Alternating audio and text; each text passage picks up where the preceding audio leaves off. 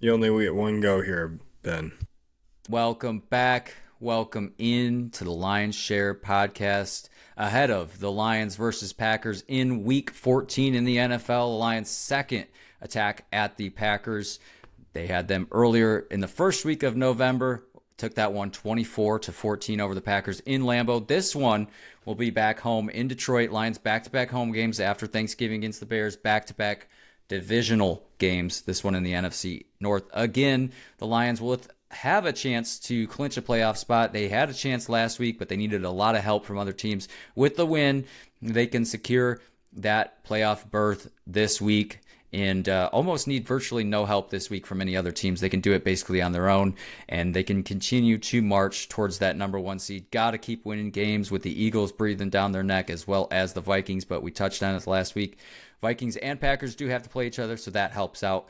We're going to break that down. We're going to touch on our predictions, and then we'll touch on week 14 picks. We'll once again, with the short week, we'll once again be on the social media, so be on the lookout for those like they were for week 13. So, home stretch, boys. 5 games remaining with the Lions here in week 14. 5 games remain. How do we feel going into the stretch? That is the home stretch here with 5 games remaining. We need this Thursday game to be over so we have like our little mini bye like nothing I've ever seen before. We need this week and a half terribly. And we need like just film. Just film for the first 4 or 5 days. Like don't make them do anything. I feel good about the overall spot. The injuries are terrible. Yeah, this is that's where I'm at with it too. Got to get in this game, got to get the W, and try to stay somewhat clean. Losing any more bodies just feels like it's gonna happen. Feels like it can't happen. Little fun fact for you too. Don't know if it's in the notes and I missed it. Over the last 20 years or last 10 seasons, I believe the Lions and Packers are split 10-10. Okay, so opportunity to get over the hill there. 2 wins in a row too against the Packers, and an opportunity to stay perfect in the division for the Lions with only 1 loss. It is a weird position that we're in. I think we were preseason. If you would have asked us if we'd be okay with 11-1, we'd all be a resounding yes. And yeah, we're very happy with 11-1. We couldn't ask for a better showing from the Lions, but it continues to kind of go back to that negative, which is the injuries, and you can't overlook it. It's just to the point where it's unbelievable how far it's gotten, and guys just dropping like flies out there. So in this one against the Packers, speaking of injuries, they may be without Taylor Decker again. Dan kind of mum on it right now. It does sound like he's certainly got a better opportunity than he did against the Bears to play, with a full week after the Lions take on the Packers. So maybe he's ready to go, and it'd be a big one. Although last week it seemed like the offensive line did the best they've ever done without Taylor Decker out there. They've struggled heavily without having him as a part of that piece, and so I think they'll be all right with Skipper out there and whatever formation they do. But we'll see if they have Decker. Obviously, without Mekhi Wingo and Malcolm Rodriguez and Levi and Paschal. Levi Onwuzurike and Paschal are your other 2 that are banged up with the knee and the hamstring. Day to day, but not optimistic, says Dan, about playing this week. So could be without 2 interior D linemen. That's why they signed some guys this week from practice squads on the other team. But it does sound like, and I guess this is a silver lining, it does sound like Emmanuel Moseley will be ready to play against the Packers. Hopefully not a late scratch like he was the last couple weeks. And so helps that secondary that could use some help. And I'm not on this list. I don't know what the status. Have you guys heard on Carlton Davis? I haven't seen anything. I mean, would love oh goodness. Would love him to play obviously, but yeah, I can't get, the injuries are so bad. It's so tough. Especially like if we were to run if we were playing Madden right now and we were about to run an Engage 8, you'd almost wouldn't recognize the guys out there. And there's only like a few of them left from the start of the season. Yeah, it's tough out there. Andrew, you didn't hear anything about old CD3, did you? No, haven't heard anything, but like at the same time, like to go back to the Decker one, Decker was almost the like for sure is gonna play, no issues. Now here we are, might sit out 2 weeks. Davis was the other one that was like kind of a for sure it shouldn't be an issue, and they sat him down. So is it gonna linger on? I hope not. But broken thumb for a cornerback isn't really ideal, I'd say. He's been playing Well, with it, but not ideal. and the knee injury as well. The knee injury being the most recent. See, that's not good, Mitch. We'll go a little more hurry up here with this to try to expedite this. Hopefully we'll figure this out. But yeah, Andrew, dealing with two injuries there, Carlton Davis. So we will. Oh, it just doesn't get worse. As it gets worse for the Lions and their injuries, it gets worse here on the Lions Share podcast. We do apologize. We're going to go a little quicker here. This matchup against the Packers, we'll see who they have out there for injuries, but no mistake. The Lions are a resilient team. They can next man up, but it is tough against a divisional opponent with the Packers coming in so strong. 8:15 Eastern on Prime is this one for the Packers and the Lions at home. Lions 3.5 started out at 5.5 point favorites, 3.5 now, over under 51.5. Lions won the first matchup against the Packers 24-14 in Lambeau, so they'll look to replicate the success they had earlier this season this week in Week 14. Al Michaels, Kirk Herbstreit going to be on the call for this one, of course, and you'll need Prime to be able to watch this one. All right, boys. Let's talk picks for Lions Packers. Mitch, why don't you start us off? I've got Lions 38, Packers 35. Defense has been punching above their weight class for the last few weeks, I think, especially with all the injuries. I think the Packers are going to be able to exploit that a little bit with some of their offensive weapons. I just think it's going to take the Lions offense really putting up numbers to get this done. I think we're going to see a shootout. A nice little show on turf, a little play on words there. Yeah, Lions 38, Packers 35. They get it done, but it's going to be on the back of the offense. Andrew, what say you? Yeah, Mitch, a little similar to yours. I think this one's going to be 37-34. Lions going to get another field goal late, really relying on Jake Bates as of late. He's going to get a little redemption for that missed field goal from last week. But the defense is so banged up, the offense is just going to have to kind of hit the home run button, get some quick scores, demoralize Green Bay, make them claw their way back into it because the defense is going to be playing on their heels. And I think it's got to be touchdown by committee this week. A lot of people are going to have to get involved.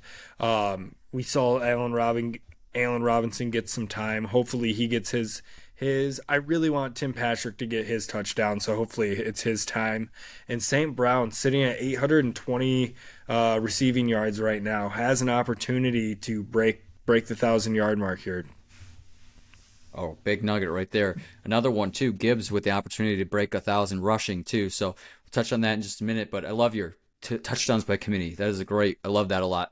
I've got Lions 24, Packers 21. I'm going to take the Lions to match the score they had against the Packers in whatever week that was. Lions 24 again in this one. I think we're going to see a similar game to what we saw against the Bears, a tight one, a divisional classic. And Packers are going to forego any field goals as LaFleur opts to be more aggressive than he has been in the past. That's bit him in the butt the last couple of times against the Lions and other teams. So I think we'll see an aggressive LaFleur out there, try to match the aggressive nature of Dan Campbell, but it won't be enough. Lions find a way to win another divisional game amongst all the injuries, 24-21 Lions. Shareholders, vote down below on Spotify and comment down below on the socials if you think you can predict it better than us. Two-factor fictions. This is a little wrinkle we're going to throw in here because you touched on it, Andrew. Factor fiction. St. Brown will get over 1,000 yards in this game. He'll eclipse it this game. I'm going to say fiction on that one. It's going to be a tough cookie to get. I think he's going to come up just shy, and it's going to be a layup for him next week. All right. Mitch, any feelings towards St. Brown's opportunity to break that 1,000-yard barrier? Ooh, we may have lost him there. In a moment, we will get him back, hopefully. Andrew, remind me, what's the yardage that he's sitting at right now? Gibbs. No, sorry, St. Brown. St. Brown was sitting at, I believe it was 820. Let me just double check it for you. Yeah, 820 receiving yards right now. You need 180 yards? Yeah, I'm going to take a fiction on that one. Yeah, you got to have yourself a day. But, if the offense is humming, we got a lot of points sitting there. He's the guy that could quietly put up 200 receiving yards, and he may not even be our BAM player of the week. You're spot on with that one. That's just the production that we come to know and love from St. Brown. In the game against the Packers last time in Lambeau, a different environment there, 56 yards receiving for St. Brown in that one. So he can about triple his output there.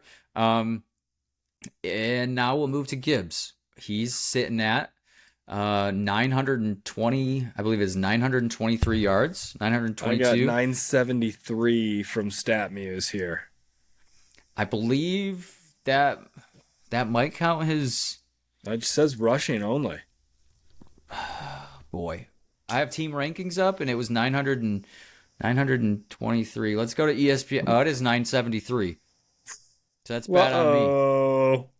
So I'm going to say fact, the biggest fact of the world, unless he gets benched for the first half like we were talking about last episode. I'll take it a fact either way. Give me Gibbs over 1,000 this week against the Pack.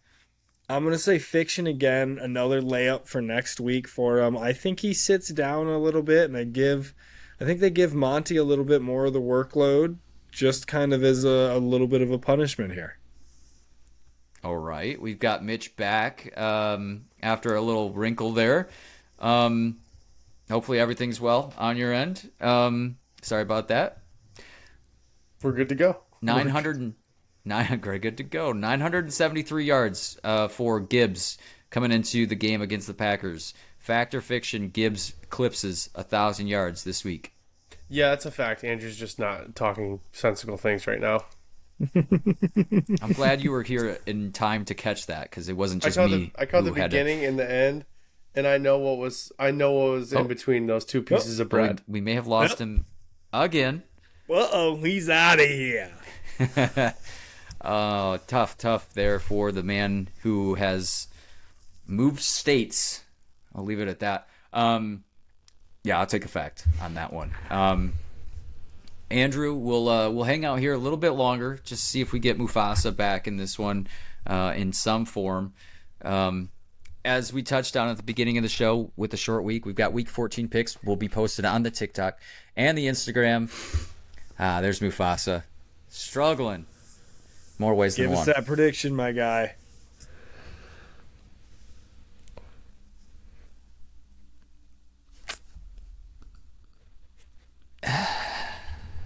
Where's the cricket? Where's the cricket sound effect? We don't have it.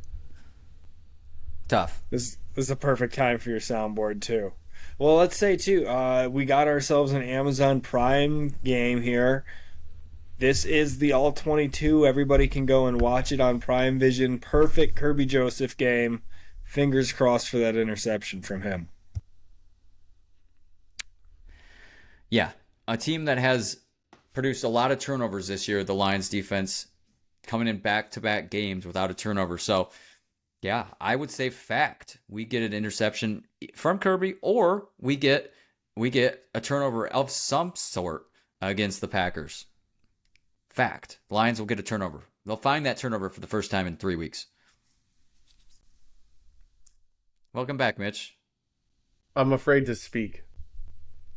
It's almost as soon as you speak, it drops. Andrew's dumb. Ben is correct. Well, we've moved on a little bit, but we will reverse back to that. Yeah, so got a couple facts there. The other thing Andrew brought up was, the Lions have gone back-to-back games without a turnover. Fact or fiction, the Lions get that turnover this week. I take a fact on that one. Andrew, what did you say? Fact. Like I said, the All-22 and the Prime Vision for this one set up for Kirby Joseph, INT. Ben, I also like that you're learning Kirby from... has done... Oh, a little delay on my end. You're learning from the fact or fiction. We're not doing negatives. So we're staying away from the double negative choices here. I appreciate that. You give me a few weeks or a few days to recenter, rethink the strategy, and here we are. It's coming off clean, and we're coming up with these off the spot. These are not in the notes, folks. This is a quick. I got to give a tip of the cap. These are some good factor fictions this week. Wish you had a better Thank cap you. on you. Do we have duds. any more? Yeah. I'm surprised you didn't come out with a cheese head. Hey man, Shout out it's to our Bear YouTube. Week. They just fired their coach. Yeah, chances are if you lose to a Michigan football team this weekend, you may lose your job. Shout out Ryan Day. Big time. Yeah, shout out to Ryan Day. Wow. I saw a tweet, and it was like, man, Ryan Day has aged. I saw a picture from 2019 when he took the job, and it's like, man, he has aged more than two-term president, I think was the tweet, and it shows. Dude is stressed. All right. Any other fact or fictions we can come up with for the Lions versus Packers? Maybe I know we're not in Lambeau, but will one of the Lions try to do their own leap into the crowd? You know, we saw Gibbs jump into the crowd last year. I think that's a fact. That's a good one, and I think it's a fact. What was their? Do you guys? I don't know if you remember off the top of your head their red zone offense from last week, because obviously it was pretty poor. Lions versus the Bears, you mean? Yeah, it was. In terms of it's the worst of the year for sure. Where is that? They were 2 of 5. Yeah, 2 of 5 against the Bears. 2 of 5. Oh my goodness. Yeah, numbers we haven't seen since. Yeah, they'll improve upon that. I hope a fact. Yeah, that's tough. That's not something we've seen from these Lions in years almost. So, I guess the only other one I would have is, Josh Jacobs having a premier year. He was held below 100 yards against the Lions in their first matchup, so but not by much. So Josh Jacobs over, here I go again. I almost slipped back into old habits here. They die hard. Fact or fiction, Jacobs will have 100 yards or more. Over 100 record. I would say fact on that one, just with the beat-up defense. Yeah, it's probably unfortunately a fact. I'll zig. I'll zag. I'll take the under, or the fiction on that. Yeah, no, that would be. I'd end up right back into where I started. Yeah, I can't do that. Fiction. He doesn't get over 100. Lions defense, run defense, stays strong, and the Lions come out victorious. Yeah, and in terms of matchups, we'll have our picks on the Instagram and the socials, but in terms of matchups that will impact the Lions and the NFC as a whole, Falcons versus the Vikings is going to be a big matchup. Two teams in the NFC that are currently playoff teams need a Vikings loss there for the Lions to get a little bit of insurance. It just feels like so we'll have a Kirk Cousins revenge game. That's going to be something to watch for. Philly's going to take on the Panthers, who have been scrappy, by the way. Watch out for the Panthers. I don't think they win that game. I think Philly just destroys them probably. And then we've got the Cardinals taking on the Seahawks. That's got some implications, but not really impacting the Lions whatsoever. And outside of that, it's really just the Vikings and the Falcons. Vikings at home again, and Kirk Cousins returns to Minnesota. So watch for that matchup. That will be in the 1:00 hour. And of course, the Lions playing on Thursday. We'll have opportunity to watch that in full, and we'll have a recap of that on the next episode when we talk Lions Packers as well as Week 14. And hopefully we'll have a better view of what the playoff picture looks like then. And hopefully we're talking about a Lions playoff berth with some distance in between them and the Vikings. Get some help. Come on, Kirk. Come on, Captain Kirk. Get us a win there in Minnesota in your old stadium. And maybe the Panthers sneak out one. But the Philadelphia Eagles coming in at 12.5-point favorites in that one. So that's tough. That's about it, boys. You got anything else for Lions Packers or Week 14 as a whole? Just happy to be here for the end of the episode. Yeah. Speaking of fighting through some adversity, you, my friend, fighting through the adversity down there too as well. So kudos to you to stay strong in that and call an audible there at the last moment. That's what this is all about. Lions and Omaha. Lions and Dan Campbell alike would give you kudos for that gritty performance. So that's what we're looking at in Week 14, boys and girls, shareholders. Let's go Lions. We'll be all back here on Sunday to recap it. And remember, you got to have Amazon Prime for this week. So get your subscription, get your trial going for the Lions this week. This is their one time in TNF. So let's go Lions. Let's march towards that number 1 seed. Get a big win against the Pack. FTP week, all week this week. Forward down the field. Yo!